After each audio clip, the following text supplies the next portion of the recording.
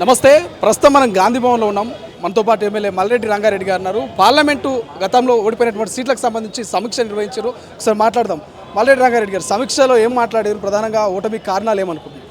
ఇప్పుడు హైదరాబాద్ రంగారెడ్డిలో భారతీయ జనతా పార్టీ మరి ఎందుకో ఒక వేవ్ వచ్చినట్టుగా ఉన్నది. అయినా రంగారెడ్డి హైదరాబాద్లో ఉన్న జనాభా 43% ఉంది. రాష్ట్రమంతా 57% ఉంది. రంగారెడ్డి హైదరాబాద్ జిల్లాలో మేము ఎమ్మెల్యేలప్పుడు కానీ పార్లమెంట్లో కానీ అవతలి పార్టీలకు దరిదాపులు లేకుండా పోయినాం. ఇప్పటికన్నా మా అధిష్టాన వర్గం ఆలోచించి పోవడానికి కారణాలేంది?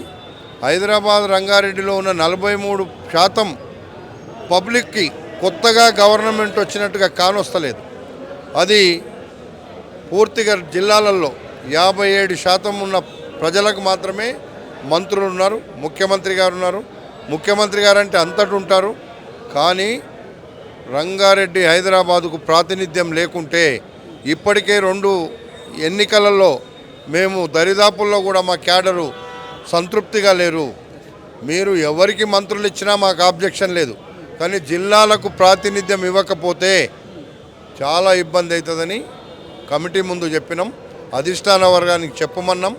మా ముఖ్యమంత్రి గారికి కూడా అన్నీ తెలుసు కాబట్టి ఈ విషయాలన్నీ అధిష్టాన వర్గాన్ని దృష్టికి తీసుకెళ్ళి రంగారెడ్డి హైదరాబాద్ జిల్లాలో గతంలో 6 మంది మంత్రులు ఉన్నారు, జనాభా ప్రతిపాదికన ఇవ్వమని అడుగుతున్నాం.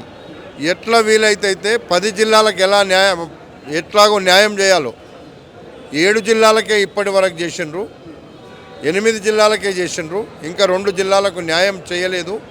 ఇక్కడ రంగారెడ్డి హైదరాబాదులో న్యాయం జరగలేదు కాబట్టి న్యాయం చేయమని చెప్పినాం.